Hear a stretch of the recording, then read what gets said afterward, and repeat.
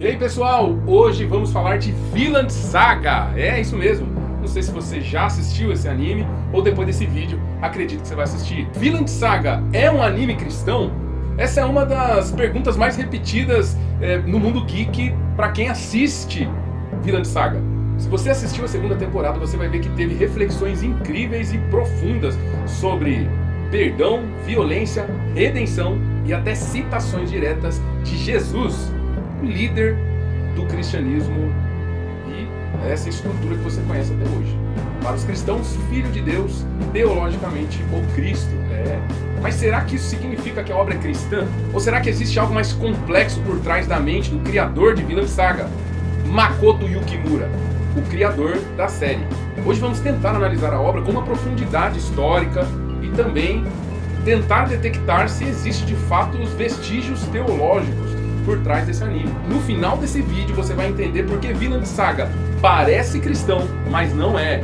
Confere nos próximos vídeos que a gente vai fazer nessa série de vídeos. Se não está aguentando de curiosidade, já segue a gente, vai lá no nosso canal no YouTube e confere o vídeo completo.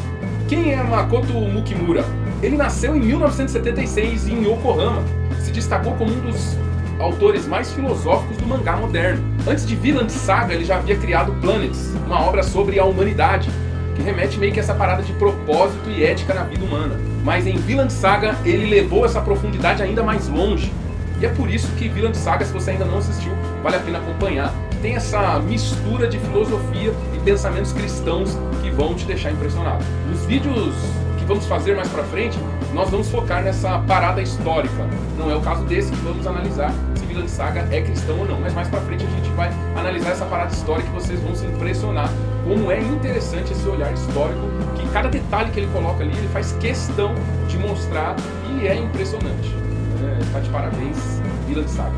E não é só história, ele é um pesquisador profundo também sobre religiões e filosofia para construir suas narrativas. E agora, se a gente for pensar qual é a religião de Yukimura, o criador de Vinland Saga, se você acha que o anime é cristão, qual religião será que ele é? Vamos analisar? E agora vamos ao ponto que mais gera debate. E a resposta é direta. Ao menos até esse vídeo ser publicado, não temos menção publicamente em alguma rede sociais ou algo do tipo qual é a sua religião oficial.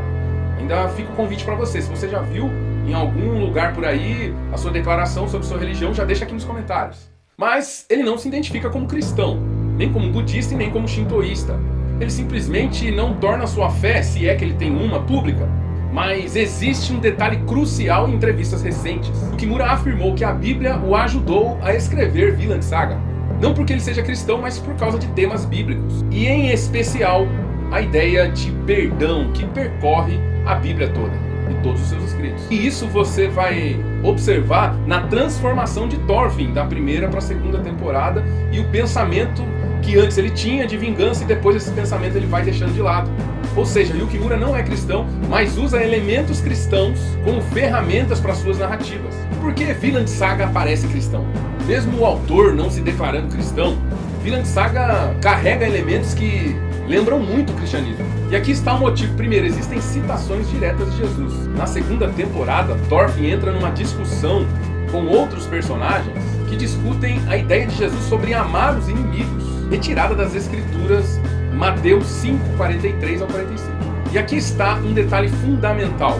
Você vai encontrar em outras religiões você amar o próximo, mas Jesus historicamente fala de algo que antes dele jamais alguém falou, que é amar o seu inimigo, amar os nossos inimigos.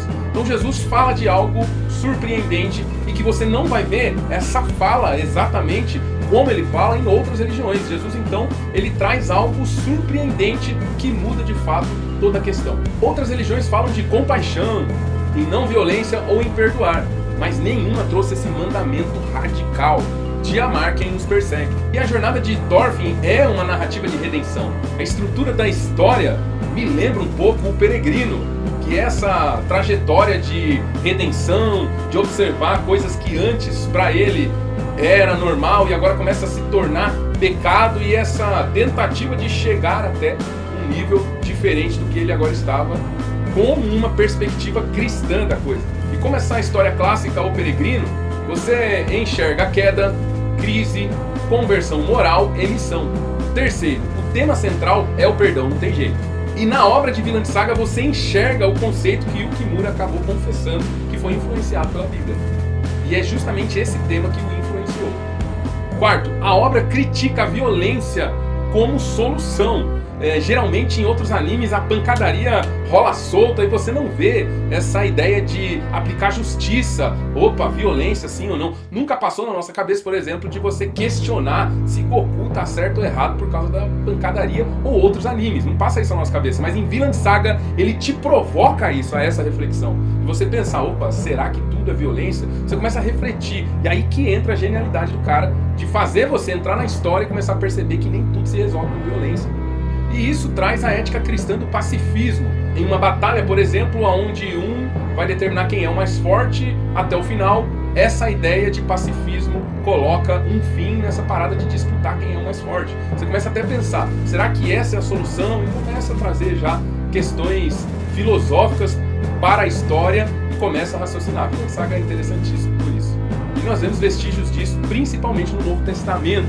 Há um episódio que, se você já leu algo do tipo, um soldado, ao capturar Jesus, Pedro então saca de uma espada praticamente e corta a orelha de um soldado Malcolm.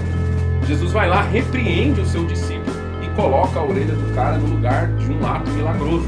Só aí você já vê como o pacifismo toma conta das narrativas bíblicas. E você enxerga isso em Vinland Saga.